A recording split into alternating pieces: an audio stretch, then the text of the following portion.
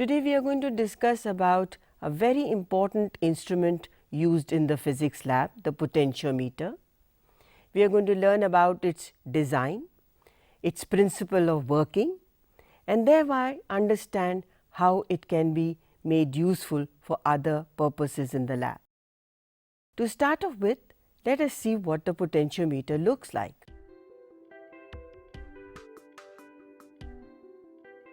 It is nothing but a straight wire, and you can choose any length of the wire. It could be 100 centimeters, 200 or more. You even have potentiometers measuring up to 10 meters of wire. Here is an example of a 400 centimeter wire which is placed on a wooden board with a scale attached to it. If you notice carefully, the winding goes from one end and the wire is looped at the other using a very thick conductor strip.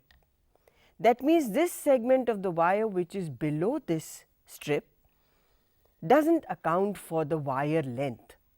So, this wire continuously goes in here, comes up, and likewise we have another section here which is a good conductor strip, and the length of the wire goes on placed like this. So, this is a 4 wire potentiometer. Each section of the wire is 100 centimeters. It has got 2 terminals, one at each end of the total length of the wire. Now, how does this work? Is there any requirement for the wire? Well, the most important thing is that this wire should be of uniform material. That means, throughout it should have the same resistance per centimeter, which also means that you should have the same area of cross section. It should have the same homogeneous material. How do we then study the wire lengths from here? Using just one scale. I have a strip here which will help us see the scale on both sides. For example, if I have to read off what is the value of length here, all I need to do is to put this ruler along with it, and because I am starting from one end here, this length would be measured with the 0 side of the scale coinciding with the start of this wire.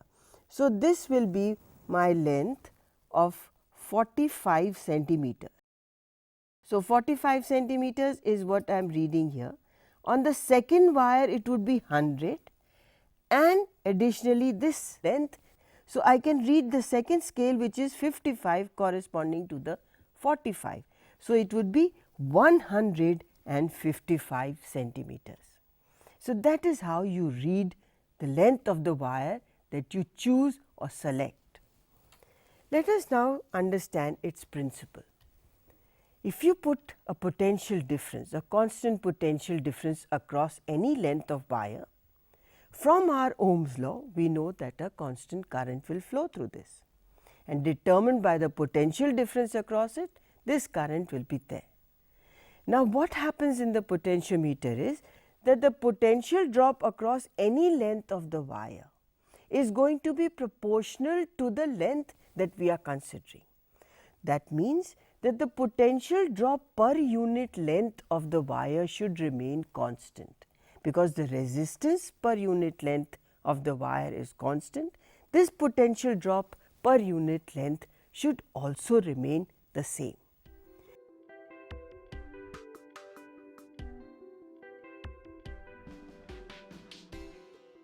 This we are going to study in an activity just now.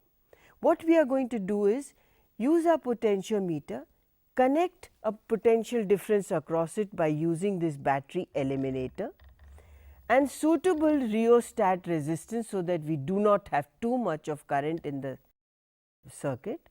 We just have a key here to start the circuit. Over here we have a voltmeter which can measure the potential difference from one end of the wire to a chosen selected point on the wire. Remember, we will read the value of the length as we have just discussed. So, we are now ready to take readings of potential at different lengths of the wire. Let us look at the circuit. We have got the battery eliminator and a rheostat and a key, and this is the end of the wire. From the same point here, we connect the positive of the voltmeter and the other end is connected to a jockey. This is our jockey. What observations are we going to select? First and foremost, the range of this voltmeter, which is 0 to 5 volts. Least count of this voltmeter we have is 0.1 volt. The total length of the potentiometer wire that we have selected is 400 centimeters. We are now ready to take readings. We need to make an observation table which will record the length that we are selecting on the potentiometer wire. We need to record the potential difference that is there across that length of wire. Let us choose one end to be this terminal which we have marked positive on the wire. We switch on the current from the battery eliminator, put our plug key, and now across this wire we have put a certain potential difference. The current must be flowing through this wire. To select a length from one end, let us choose 50 centimeters. Place our jockey at 50 centimeters, jockey which is connected to the voltmeter. This particular value here is the length 50 centimeter starting from the positive point to this one. Making a note from the voltmeter, this value is 0.5 volts. So, 50 centimeters is the length and 0.5 volts is the voltmeter reading. We can now take another length. Let us say I take the length on the next wire along the same line. So, 50 centimeters. This means we have got 100 centimeters from the first wire, and in addition we have 50 centimeters on the second wire, as you can see over here. So, 100 centimeters and of 50 centimeters to make it total of 150 centimeters. Let us take a look at the voltmeter reading. This value is 1.8 volts. Next reading, we step on to the third wire, and this time what will be the length? It will be 200 plus 50. Recording this value, the reading is 3 volts in our voltmeter. Let us move on to the fourth wire. This time our length will be 350 centimeters, 100 for each of these plus additionally 50. Let us see our voltmeter reading. This value is 4.3 volts. We can take any random position also. Let us select any length, any position here, and find out what will be this length, and corresponding to that find out the potential difference. 240 centimeters on this wire, and the potential difference here is 2.9 volts.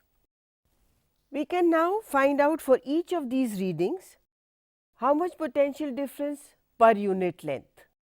If this value comes out to be a constant, that means the principle of potentiometer is correct, which is that the potential drop across any length of a wire which is carrying a constant current and which has a uniform area of cross section, homogeneous material, so resistance per centimeter is the same, is going to be always proportional to the length. So, potential difference and length is what we were checking out just now. We can turn this circuit off and use our readings to plot a graph. This graph should also tell us whether there is any link between the potential difference and the length. On the x axis, we can put length, and on the y axis, we can put the potential difference. So, this is a potential difference versus length graph. On the x axis, we have to put values from 50 to 350. So, we are accommodating the entire length of the wire on the x axis, and on the y axis our readings are ranging from 0.5 to 4.3. That means, the scale on the x axis is 2 centimeters are equivalent to 50 centimeters of length, and on the y axis 2 centimeters are equal to 0.5 volts. So, let us plot this. For 50 centimeters we have 0.5, this is our first plot. 150 centimeters you need 1.8. So, this is going to be somewhere around here. Then the next reading is with 250, and for this the value of potential that we got was 3. For a length of 350, we recorded a potential difference of 4.3, which would be somewhere here, and in between we took another length of 240, and we said this value was coming out to be 2.9. So, somewhere at this point is what we have. Joining these points by a line shows us this variation. So, within experimental error, this is a straight line. The line here has an equation y equal to m x. Y is the potential difference, m and x is my length. So, m, the slope is giving me v upon L, which is potential difference per unit length. This indeed is our value k, which is also going to be our potentiometer constant. If we change the potential difference across the wire, the net potential difference, these values will change, but the potential drop per unit length will remain the same. If you decreased at the same time the potential difference across the wire, the same thing would happen. So, the potential difference per unit length is going to remain constant in any conductor wire, provided it has the same area of cross section, it is homogeneous, that means it is made up of the same material throughout, it has a constant resistance per centimeter, which means there is no change in the resistance of the wire with temperature. So, if you have these conditions satisfied and a steady current flows through that wire, then the potential difference across any length is proportional to the length of the wire. This is the principle of potentiometer, which is used in the lab for doing other activities.